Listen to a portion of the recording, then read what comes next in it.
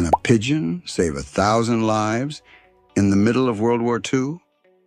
Sounds impossible, but it really happened. In 1943, British troops were about to bomb an Italian village held by the Germans. But what they didn't know, Italian soldiers had already surrendered. A message needed to reach the bombers, and fast. Radios were down, phones useless. Their only hope was a single bird, G.I. Joe. This tiny pigeon flew 20 miles in just 20 minutes, arriving seconds before the planes took off. His message stopped the strike and saved over 1,000 lives that day.